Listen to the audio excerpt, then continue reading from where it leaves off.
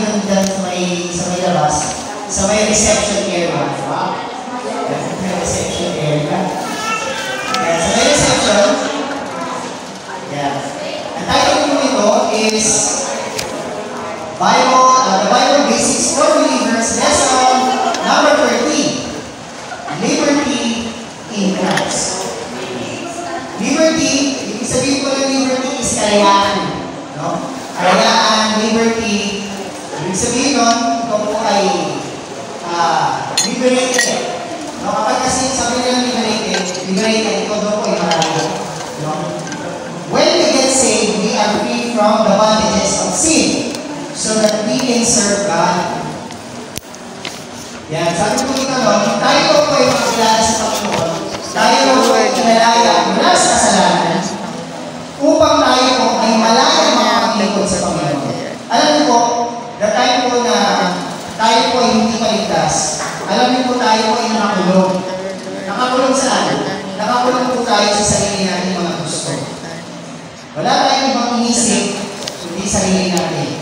Wala tayong ibang gusto, kundi ang para sa sarili natin. Gusto mo kumain, gusto mo bumili, gusto mo mag-shopping, gusto mo ng maraming bagay. Nasa sa'yo na lahat, pero parang kulang pa rin. No? Kahit ka sa ganyan pamilya, mga kasama mo, hindi pa rin sasabat. Sabi niya, nasa iyo lang ang lahat. No? We are free from the bondage of sin. Romans chapter 8, verse 221. We are free so that we can serve God. Sabi ko ng Romans 6:17 hanggang 18. Christ is a better master than sin. It is better to serve Christ than it is to serve sin. Mas maigi po na ikaw po ay maglingkod sa Diyos kaysa maglingkod ka sa kasalanan o magpakakulong ka sa kasalanan. No? Yan po yung isang bagay na dapat po natin tandaan.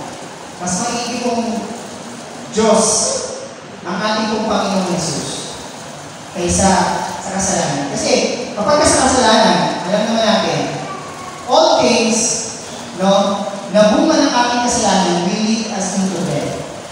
Sa kamatayan. No? Naalala ko tuloy, itong kantang ko, lately. Nakita ko siya sa isang post, no? Yung isang dating gay, dati siyang pati. Ngayon po, siya po ay binago na ng Panginoon at siya po ay talagang lalaki. Nagsimula po yan, pagkatanggal niya ng make-up, pagpapakulo niya ng buhok. Kasi para sa kanila, siyempre sa mga trans, sa mga gay po natin ng mga kapatid.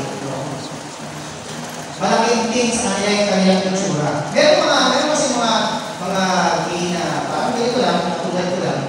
Pero hindi ako hindi ako. Yung parang ganito lang ba?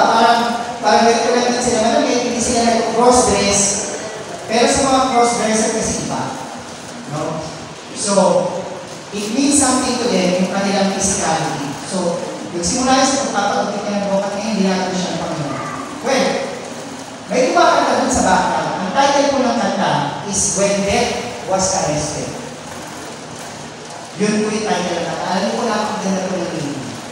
Alam ko, sabi nila, life begins at 40 down. Sabi nila, life begins at 50. Alam ko po totoo, life begins kapag ikaw po yung nagsimula ng sumunod sa Panginoon. Alam niyo, naalala ko, nung ako po ay bagong kilala sa Panginoon.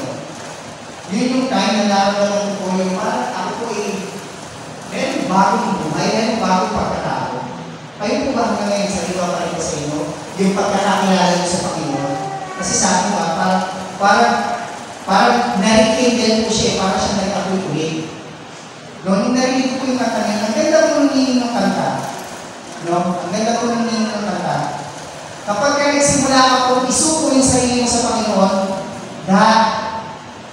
that time, yung magsisimula pa lang yung buhay. Kasi kapag kayo po kasama ng kasalanan, walang buhay doon. Lahat ng gagawin mo, ikamamatay mo. Wala kang oras sa Lord, hindi ka nag-pray, hindi ka nagbabasa ng Bible, hindi ka naniniwala sa Diyos. Tumatakbo ka lang sa Diyos kapag hindi ka nila yung hinihinga mo. No? Sabi nga nila, Diyos, hindi mo binigyan ng panahon, at inubos mo yung sarili mo, nakagawa ng mga bagay na gusto mo. Isa ka ako lang kung gusto na sa dito.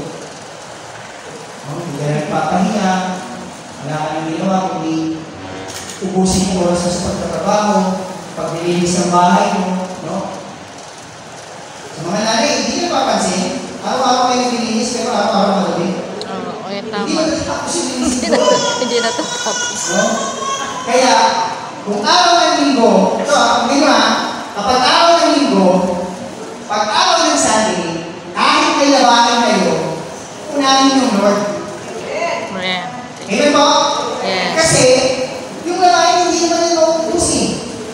Malaban mo yan. Bukas may labanan ka ulit. Diba? So, mabalik po tayo dito sa pinag-usapan po natin about liberty. Tandaan niyo po, pinalaya natin tayo ng Panginoon para meron tayo natin choice na piliin siya. At yun ang gusto ng Lord. Kaya, gusto ng Lord, every Sunday, every may gathering, every merong church gathering, palagi nandun ka. Sabi mo sa katabi mo, palagi kang present ha. Lagi kang present. Kasi wala akong katabi. Yan. So, pangalawa, sabi ko how does my freedom from sin affect me? Paano daw tayo na-apektuhan nito? Una-una, sabi ko, you are free to make your own choices, but if you choose sin, you should be aware of the consequences. Pinalaya po tayo ng Panginoon para magkaroon tayo ng choice. Pero, kapag ikaw po pinili mo kasalanan, dapat aware ka din na meron niyang consequence. Meron niyang katapat. Dahil tinanong ko malinaw, sinabi ni Jesus. Jesus said, I am the way, the truth, and the life. Kapag ikaw, ibigay mo yung buhay mo sa akin, you will find life. Diba? Amen. Sabi niya, anyone who gives their life to me will gain life. Pero kapag pinili mo, syempre, yung gusto mo, yung mga bagay naman sarili, of course, it will lead you to death. Diba? Kasi at the end of the road, wala din si Jesus, wala din ang Lord. Ang naging Savior, kamatayan. Diba? Pangalawa, sabi ko ito you will not bear fruit, God, sabi ito will chasten you. Then pangatlo, God will allow you to live as what you have sown. Kung ano daw yung tinanin mo, yun yung anin mo. Letter B, God will get the glory from your life one way or another, either as a vessel of honor or as a vessel of dishonor. So minsan, natakin na natin ito. Kapag ikaw, pinalaya ka ng Lord, dalawa ang kailangan mo. Either ikaw ay maging pagpapala o maging dahilan para sila mag-iso. Kasi Christian ka na kaya dapat po, tayo po nag-iigan. Sabi ko nga kanina may kausap ako yan. May pinakausap ko ako. Yung mga hindi pa naniniwala sa Diyos, yung mga wala pang Kristo sa buhay nila, palagi sila nakatingin sa atin. Bakit? Kapag tayo po nagkaroon ng problema, at sila may problema din, titignan nila tayo kung paano po tayo mag-react. Kapag yung reaction natin, pareho lang yung ginagawa nila, hindi na sila maniniwala. Pareho lang naman pala yun. Hindi naman pala yung pag-asa sa Diyos Parang pareho lang din pala yan. Wala rin pala yan. So, ang ending, hindi sila maniniwala. Pero, kapag nakita nila na kahit na may problema ka, paano malaman ang problema? May inspire sila sa'yo. Uy, anong sikreto mo? Tatanungin ka sila anong sikreto mo? Bakit? Parang kahit may problema ka, parang ka walang problema. Diba? So, wala siya ng pera, wala rin siya pera. O ito na po. Pareho nalubog yung bahay sa baha. Pero kahit na nalubog yung bahay mo, naglilinis ka ng masaya, nakikita mo na ng pag-asa, may inspire sila sa iyo. Diba? Yun yung una. May inspire sila sa iyo. O, pwede kang maging dahilan para yung iba naman. Patisod. Christian naman yan. Pero bakit ganyan bumanga? Bakit ganyan yung ugali? Diba? Bakit kaya ganyan yan? Christian pa naman. Diba? So, sabi dito, either you are a vessel of honor or you are a vessel of dishonor. Di po ba? Then pangatlo, sabi po dito, no? How does my freedom from sin affect those around me? Paano daw sila maapektuhan? Letter A, your life will be a testimony for good or for bad. Kung sinabi ko kanina, either you will be a testimony of goodness or a testimony of bad actions. Diba? Ito na lang, sabi ko nga kanina, yung baha na maraming nilubog na bahay sa Quezon City, sa Rizal, dito ngayon makikita yung faith mo. Kasi kahapon ko ako naglalaro ako kahapon, biglang may nanonood sa akin. Alam niyo kung pagkakumpleto yung bagay na meron ka, meron kang pera, nabibili mo lahat ng gusto mo, nabibigay mo yung magandang pinabukasan ng pamilya mo. It is easy.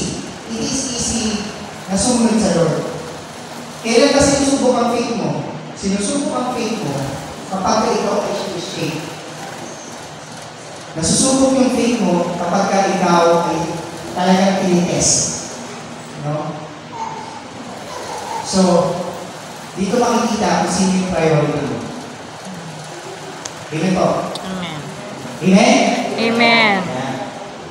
Sabi pa po dito, letter B, you are to avoid things which could cause a weaker Christian to stumble. Sabi ko kanina, huwag kang maging dahilan para isuran ka ng iba. Letter C, you are to avoid things which appear wrong even though they may not be wrong. No? Kahit yung mga bagay na parang hindi naman siya mali, pero sa tingin ng iba mali,